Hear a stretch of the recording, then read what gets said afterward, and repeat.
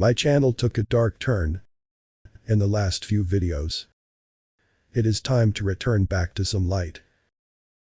I am aware that my last few videos talk about some things that are dark in nature, but must be disseminated to the masses.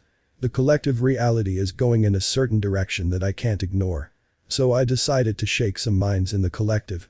But this video is about our infinite spirit. This video is for the individual spirit having this experience. Whatever is happening in the world right now is a theater. It is background programming to keep you immersed in this game called life. The game is getting intense for the masses, but you, the individual spirit, can sit back and enjoy. You see, neutrality is the key to transcendence. As the more we get involved with the illusion, the more it sucks us in. And therefore, you get lost in it. An awakened soul sees the events unfolding in the world very differently, as opposed to a person who is part of the collective. Therefore, the awake individual is free from the effects of what may or may not befall on the collective. I recently made a video about us being in a simulation. And briefly described the story of Neville Goddard escaping a world war. This is a prime example of a soul that is awake to be protected from the drama of the collective. Therefore, you, the individual, should listen to your soul. The inner man has all the answers to make this experience enjoyable and fun for you. It is more important how you interpret an event rather than what has happened. As your interpretation is your new assumption that will change the effects of the event. For example, you get rejected from a job interview.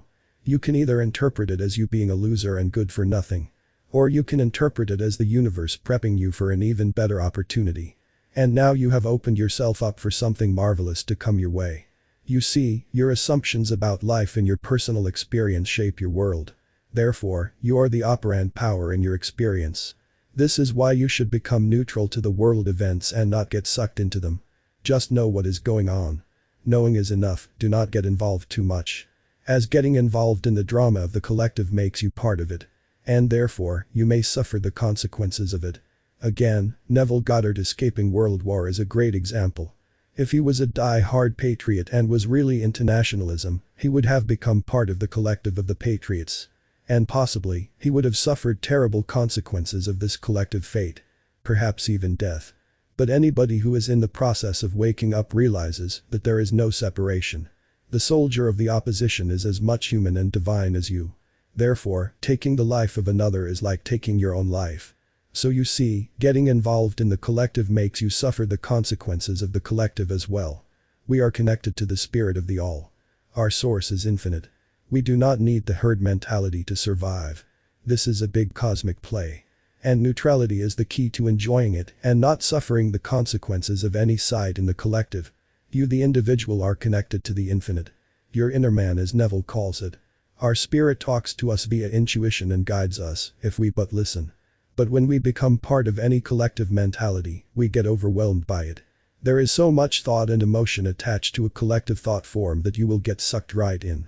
This collective thought form is also coined as a pendulum, as explained in the book Reality Transurfing by Vadim Zeland.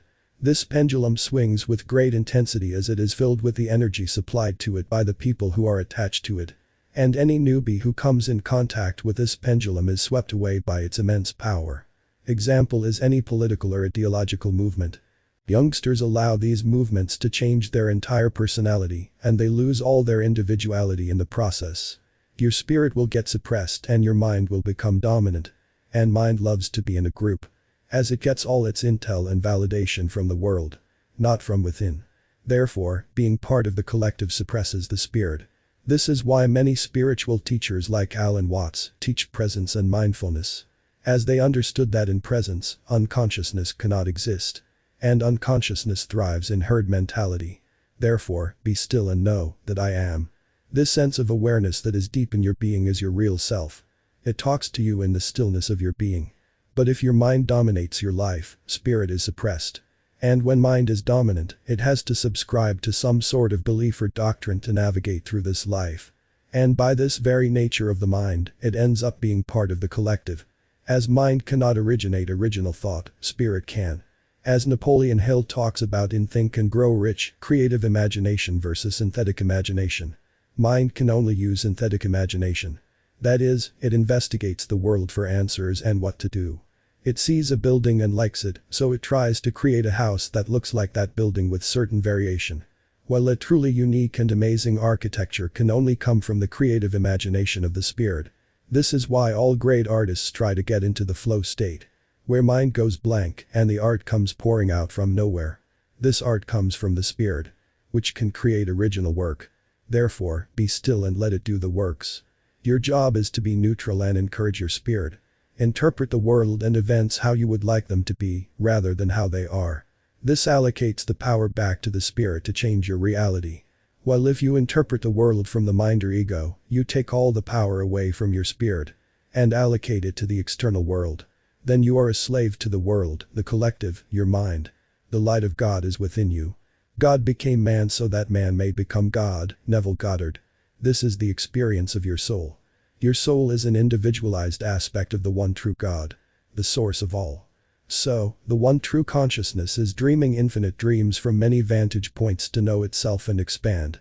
And your assumptions, though false, if persisted in, will harden into fact. Neville Goddard.